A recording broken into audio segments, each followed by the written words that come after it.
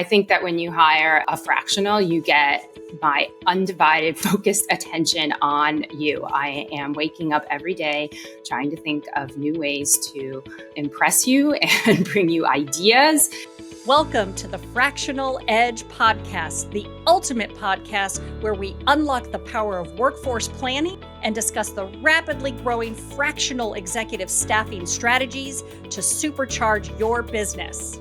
Meet your hosts, Carol Fraser, a workforce planning expert, fractional chief human resources officer, and founder of C4 Talent. And Jason Huett, the sensei of marketing, fractional chief marketing officer, and founder of Fifth Degree Marketing. We'll bring you insights from seasoned pros, inspiring success stories, and actionable strategies to optimize your valued workforce. Don't miss this chance to upgrade your business with top industry leaders in today's competitive landscape. So tune in and learn how to unleash your competitive edge. We want to welcome everybody to the Fractional Edge Podcast. My name is Carol Fraser. I am your fractional CHRO and workforce planning expert. Here with me is my co-host, Jason Huett, my lovely sensei of marketing and fractional CMO. And today we have with us Liza. Liza, tell us a little bit about what your specialties are. Sure. My name is Liza Cichowski. I'm a fractional product marketer for mostly B2B Tech SaaS companies. I've been doing it for about 5 or 6 years. And prior to that, I had product marketing leadership roles at both startups and enterprise companies. Nice. So when did you decide to go down this fractional route? Yeah, about 5 years ago, a couple of years before the pandemic, when everyone else decided to also go down this route.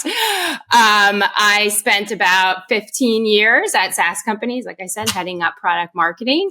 And I would work at both enterprise and startups and found that I was frequently setting up the same program over again. So I would write and rewrite the messaging, develop the sales enablement program, run a product launch, and then write more content to keep the momentum going. And after about 6 to 18 months in these positions, it would be mission accomplished and I'd be ready to kind of move on. So my resume ended up having a lot of different companies on it, which was not always desirable for full-time employment opportunities. But I finally realized that it was great for going in a more fractional direction. So I decided to give it a try. And I really realized that I love it. I love working for lots of different companies. I love putting together, like a comprehensive program like that. I love working on it for about 6 to 18 months and then moving on to do it all over again and learn something new about a new company. That to me is what is motivating and exciting about working in B2B tech. So when I started doing this, of course, it's scary at first to go out on your own. But for the first time, it really felt like I was putting on the right clothes, like the clothes fit. So I think that's always a sign that you're on the right path. Yeah, I love the way that you've used that imagery where, it's the right clothing. It's like whatever you call it, you're on the right path when all of that energy is kind of aligning perfectly and you are humming down that road. Exactly. Liza, this is really interesting. I'm really excited because, B2B marketing, it's such a big category. I'm just kind of curious in terms of when you start working with a company, what's your process? Can you help our viewers kind of understand what you do when you go in and maybe outline some of those steps? Sure. I typically try to work with companies that feel that they have achieved product market fit, so that they feel like they understand their niche in the market.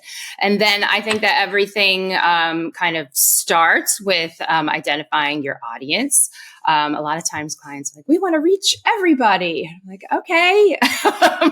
Well, I'm sure everybody will love your product. Let's pick 1 or 2 audiences to start with and really delve into those.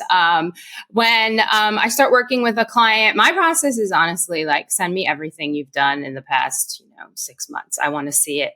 want to see it all. I want to see what's working. I want to see what's not working. I want to see those old strategy documents that you never really implemented because maybe we can revive them or there's a nugget in there. Send me any articles that you find interesting. Send me other companies that you think are really nailing it. Send me any competitive analysis that you've done, although we could continue to work on that. So I'm a big fan of let's send it all. And then I kind of sift through that and work with you to come up with a more specific strategy on what, that aligns with what our goals are. So that's kind of my process. I think my superpower, I know we talked a little bit about this prior to our chat now. But I can digest a lot of information very quickly and really produce results. I think that comes from, like I said, working for a lot of different companies, seeing it all and saying, okay, I get this. I get what the problem is. I've seen a similar problem before. Here's what we need to do, and kind of very quickly be able to execute. And I think that's very valuable to the clients that I work with, because usually by the time they're talking to me, they've tried a bunch of different things and wondered why it wasn't working and just need a fresh set of eyes on it that can really execute.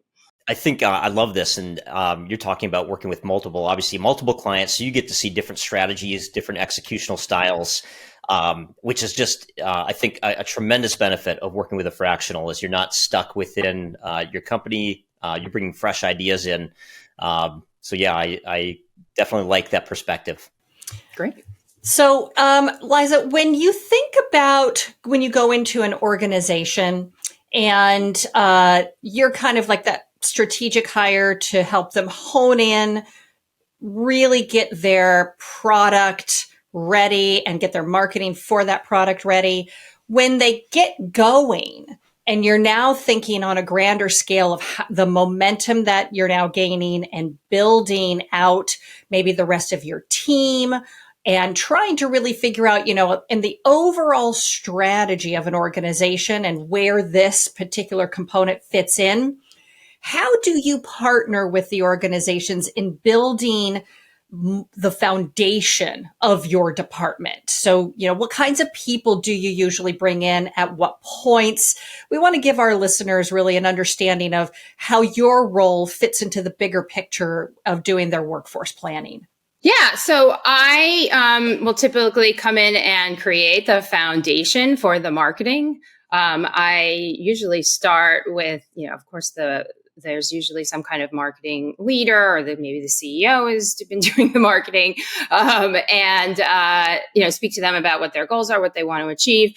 And then usually, because I am product marketing and the person responsible for the product is the product manager or the head of product, I'll have a good strategy session with that person. I think the value of product marketing, right, is you speak to the product person who built the product with a specific use case in mind, but they have a very specific and important way of thinking.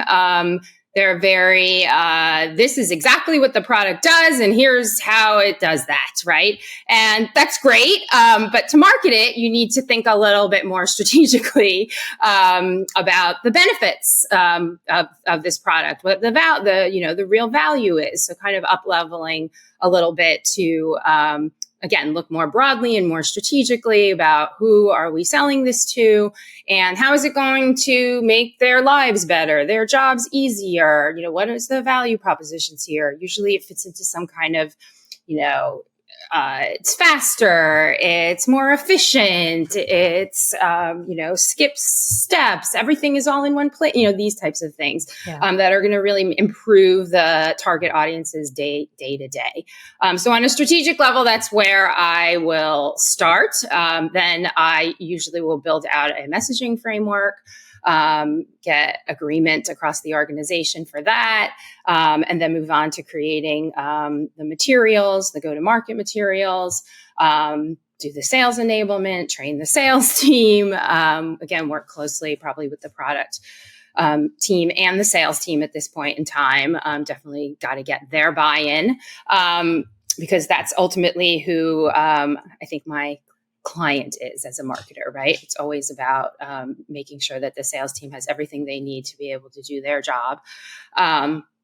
And then from there, it really depends on what the goal of the organization is. Do they want to hire a full-time product marketer?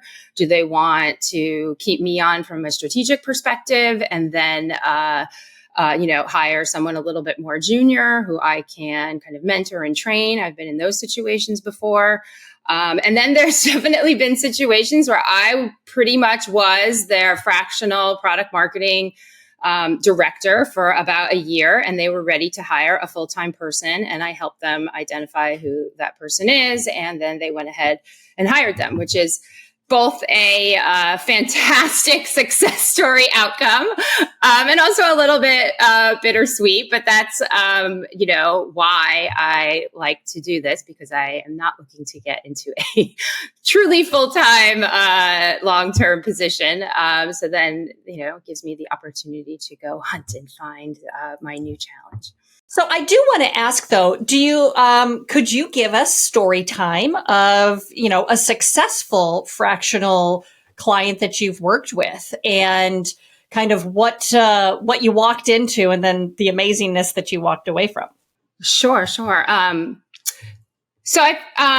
we just talked a little bit about it, but I helped an enterprise SaaS company that had bought a smaller business, and I helped them integrate that company into their marketing organization. So I ran their product marketing for about a year, and then I helped them find a full-time product marketing leader when they were ready for that. And as I mentioned, I think that's the best possible outcome, and also a little bit bittersweet to say goodbye to great clients. But that was a fantastic engagement because I got to influence and help them organize the product roadmap, how they were thinking about going to market, and then strategizing and implementing all of the go-to-market and training the sales team. And I got to work with a lot of different people throughout the organization. So it was wearing both kind of an enterprise hat and a startup hat at the same time. So I thought that was challenging, fun, and interesting. More often, I get hired to run a product launch for a small or medium-sized business, and then we end up expanding the contract to work more broadly. And I like this arrangement a lot because it enables us to get to know each other a little better. So that's what happened when a startup data platform hired me. I ended up working with them on a product launch, and then we went ahead and built the entire company message, went back and created all the messaging and positioning for the company from a mission and vision to value proposition perspective. Nice. And creating all the sales enablement, redoing their website. So again, that was a longer term relationship, which is a lot of fun. What would you say separates? You talked a little bit about sales enablement. I know a lot of our listeners are going to be very interested in that piece. But what are you seeing the most successful companies do that you're working with? Can you give any advice on that? Yes, it all starts with the persona development, I think. Whether companies have already done some persona development or they are, haven't really paid that much attention to that, I think it's worth revisiting. And I often get asked by clients, what's the best way to do personas? And I always say the same thing. We have to go talk to people. Because right now I hear a lot of people saying like, we can use AI to do these personas. We can create them using AI. I'm like, you could, but AI is not going to be able to tell you, that, this person just recently had a meeting with Google and the Google person told them off to the side that this is what's really going on. And here's what I see coming down the pike, et cetera, et cetera. I think having those personal conversations is key to persona development. And AI can be used to kind of get you started or help you think about questions or get a better check on the landscape thus far. But I like to have those personal conversations. If for no other reason, it just validates your hunches. So that's really where I always start. That's where everything flows from that. And then from there, it's about creating the benefit statements, the value propositions, and then creating materials around those.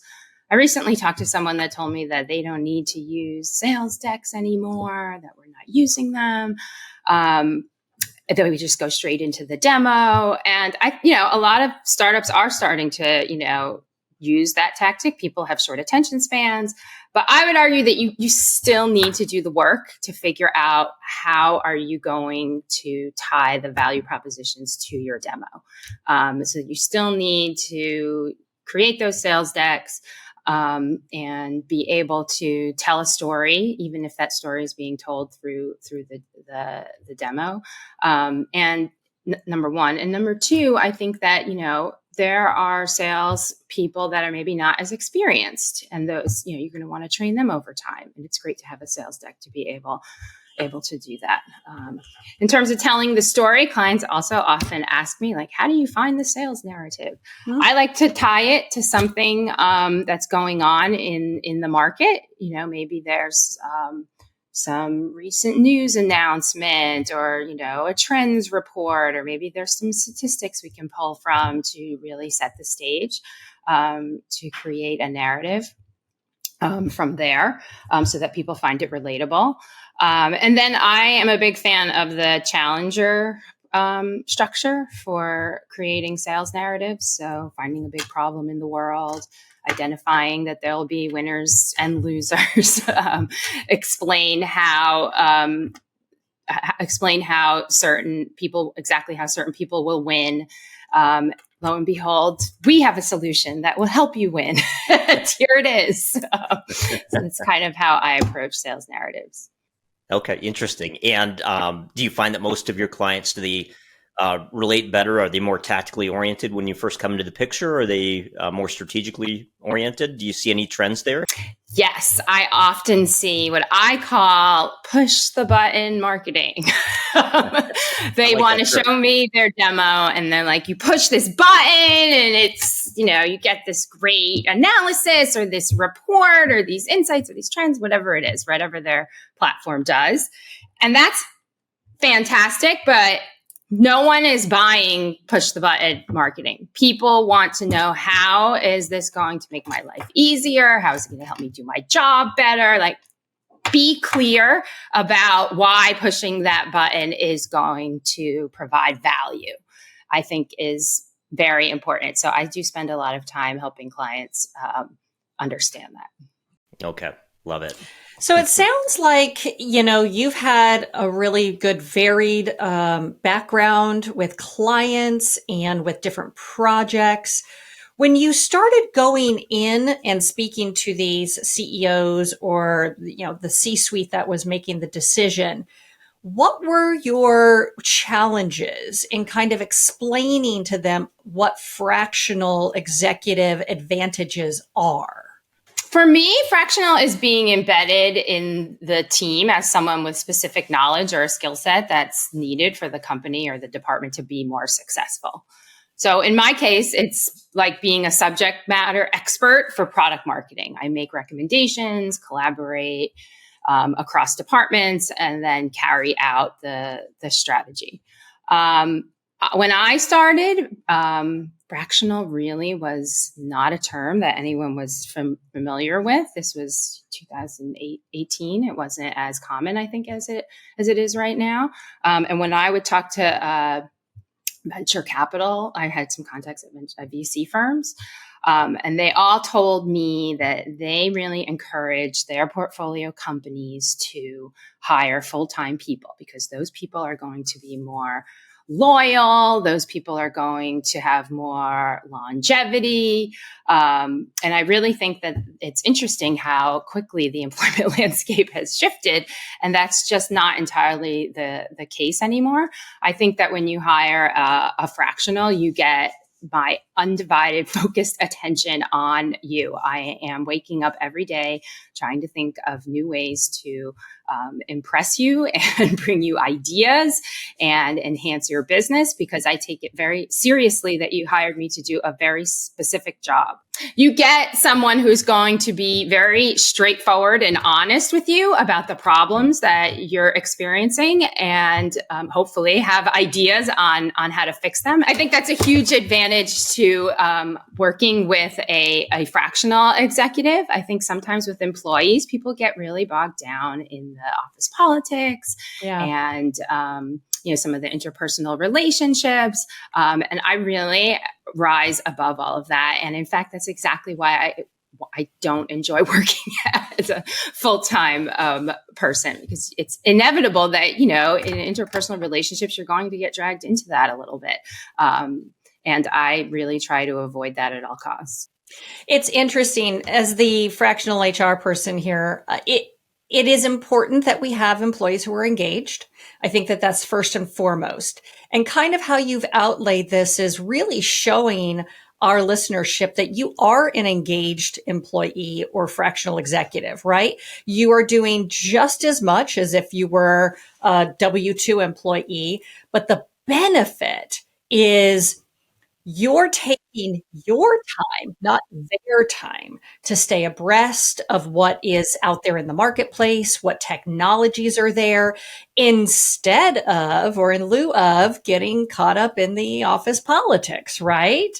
And even though the idea around culture so much is this thought that it's about how well we all get along, and that's kind of like, those interpersonal skills, when in actuality, a healthy culture is one that has maybe a fractional executive that understands their area of expertise, is an amazing leader that can create psychological safety and communications that are two-way and healthy. And it's not so much about the physical touching and seeing of somebody on a 40-hour work week.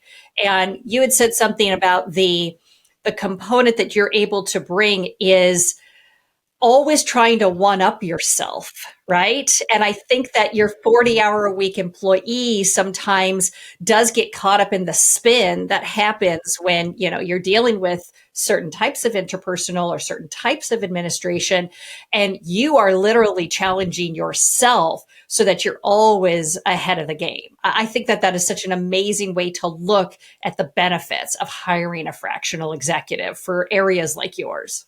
Yes, I couldn't agree more. I think that you should always be bringing solutions, always. I look at really every check-in call as a job interview, having a job interview all over again, right? I always come prepared. I always come with ideas, and I'm a big believer in that. I think as an employee, as a W-2 employee, your boss will probably explain an assignment to you, and then it's your job to make a plan and implement it.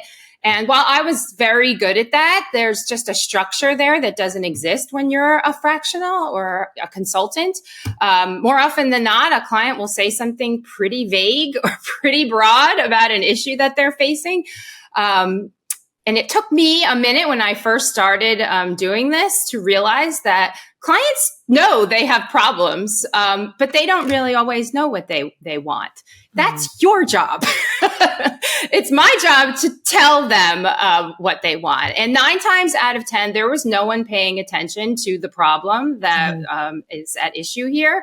So someone coming along with answers is going to be very welcome. Someone who has the time and the space and the knowledge to be able to come with solutions is going to be very welcome. That's been my experience with working with these types of clients who have a very, very long to-do list. So anything that I can do to lighten their load is very important. Liza, I love what you said about every time that you have a meeting with a client, it's like an interview. Because I know Carol relates to that very well.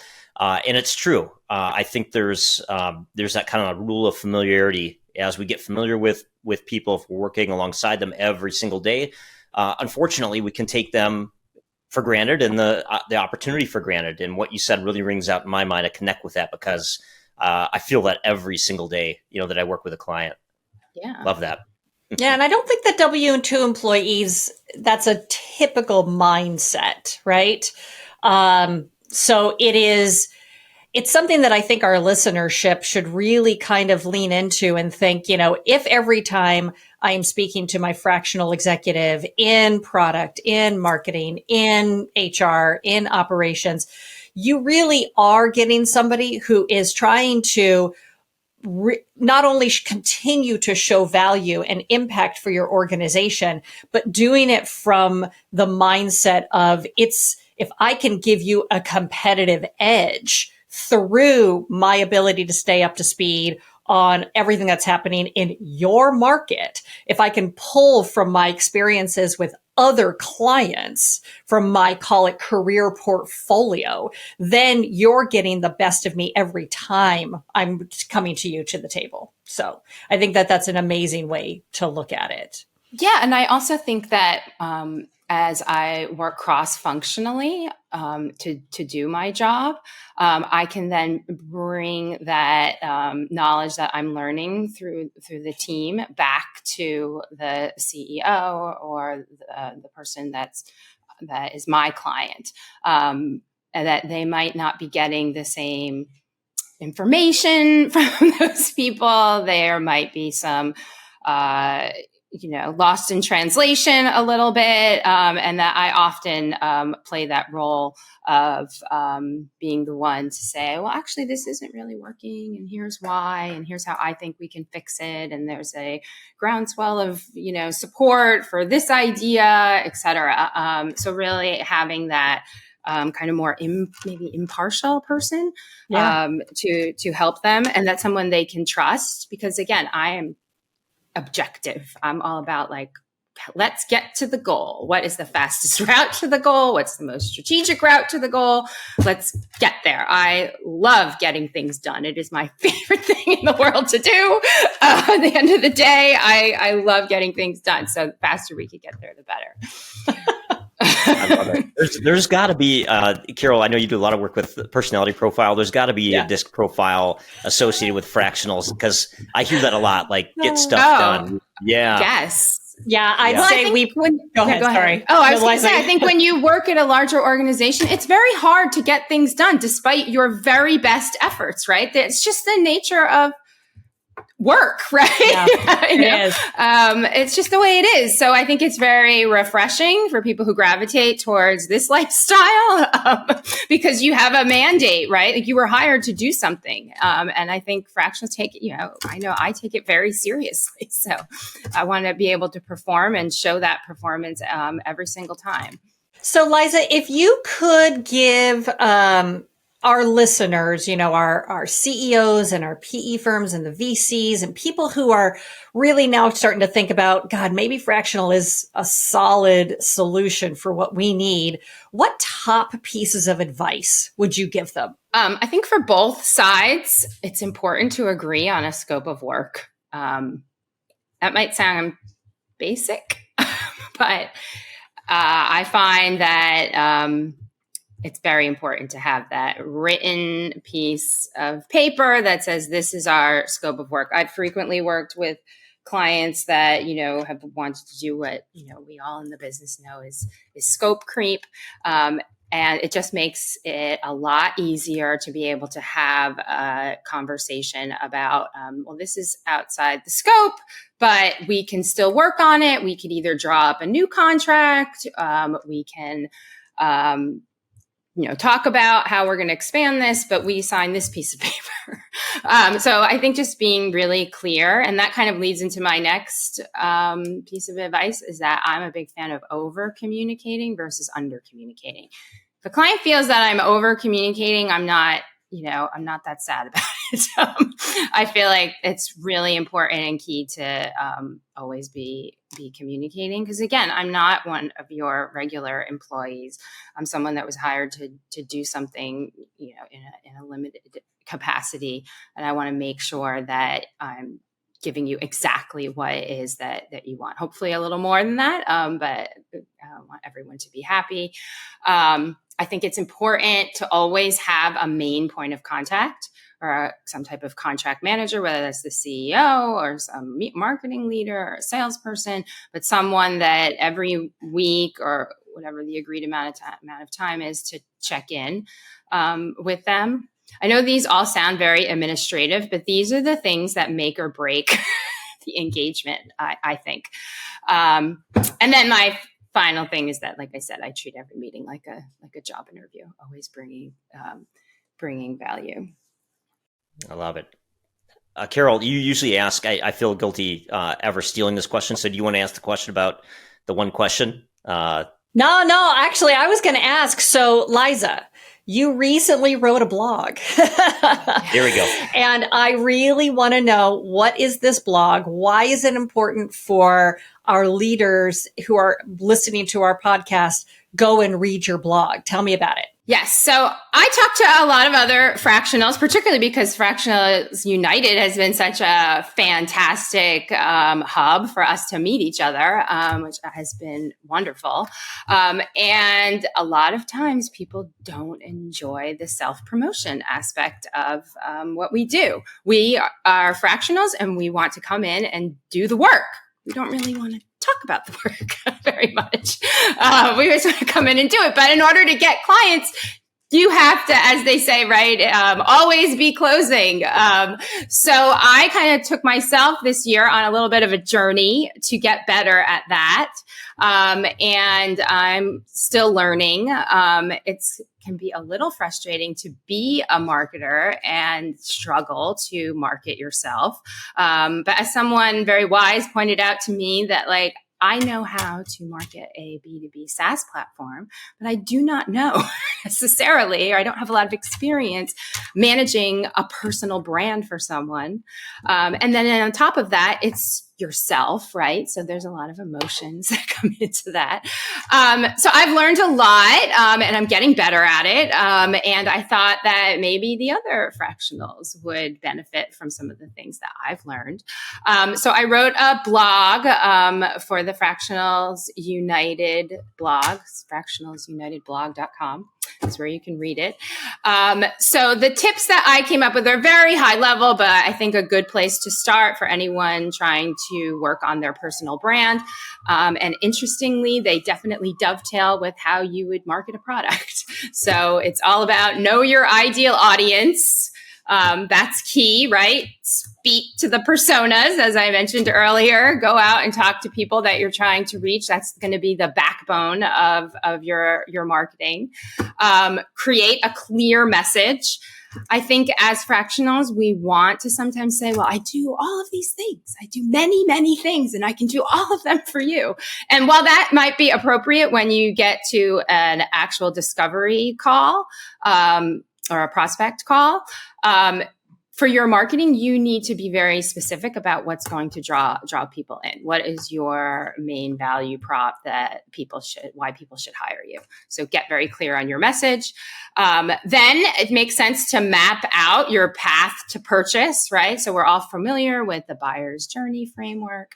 And I think it's worth, sitting down and look at how you've signed clients at each phase of the cycle. Look at what's worked. Look at what hasn't worked. That right there is going to be your marketing strategy. And then finally, sell your value. So you've identified your audience, you have a clear message about what you offer. It's time to let people know. So whether you're using social media or sending a newsletter or writing a blog, it's important to just be very consistent about it. I know that I'm trying to be more consistent about my posting on LinkedIn and learning about what works and what doesn't work there. And it's an experimentation process, and you're going to need to start experimenting, or else you're never going to get to the good stuff and start learning. That's been my big takeaway from this experience. I know that it can be cringy for people. That's the focus of the blog, that we all feel like it's cringy. But I think that if you can push past the cringe factor, that's where it's going to make a difference between you attracting a lot of clients or sitting and biting your nails when one engagement ends and you're scratching your head about when the next one is going to come along. It's an experience we all go through, but I do feel like there's ways that we can hone in on our value and really have businesses that are bringing in consistent clients and revenue. I love it. Yeah, it's funny because we have talked about that quite a bit, where you're a marketer, you've got all the skills to launch your own marketing campaign. I'm with you 100%. It's funny, the way you said that, I literally have that pep talk with myself on a daily basis. You are a marketer, you can do this. But you have to push past it. It's emotional, I think, when it's you. I don't get emotional about marketing a SaaS platform, but I 100% get emotional about marketing myself. It's me. Yeah. Makes sense. Liza, is there one question that you wish we would have asked today that we didn't? That would just be around people who are thinking about becoming a fractional. I know that that's a little bit of a secondary audience for this podcast, but I would encourage people to try it. I think it's a really fun, interesting lifestyle. And I think that my friends who have been thinking about it are scared about the inconsistency, what they feel is inconsistent.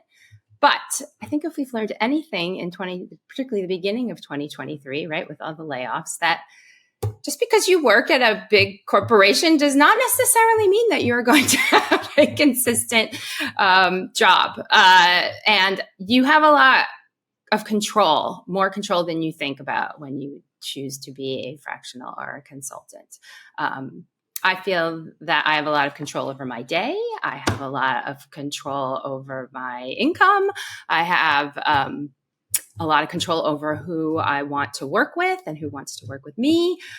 So there's a lot more control there than you might think. And if anyone wants to talk about it, they can get in touch with me. I'm happy to share my experiences one-to-one. Awesome. And you can find Liza, you're obviously at LinkedIn. And where else can people find you? Do you have a website? I do. My website is lastwordmktg.com. Okay, great. We'll put that in the show notes. Awesome. Excellent, Liza. Thank you so much for being on the Fractional Edge and really helping our listeners better understand why hiring a fractional chief product officer is beneficial to their organization and how you bring a completely different level of strategy and commitment than maybe a traditional full-time employee, especially for those people who may not have the capital to bring on a full-time employee. So I want to remind our listeners, please subscribe, share, everybody. Make sure that we're getting the word out that fractional executives really are the linchpin to creating a competitive advantage for your organization. And we'll see you on our next podcast. Thank you for tuning in to the Fractional Edge. We hope you enjoyed our insightful discussions and feel inspired to unleash your competitive edge. Remember to like, share, and subscribe to stay updated with the latest episodes. You can also connect with our podcast guests to benefit from their expertise and explore collaboration opportunities by visiting our website, thefractionaledge.com. Join us next time as we continue to explore the power of workforce planning and fractional executives in today's competitive business landscape. Until then, take care and keep growing.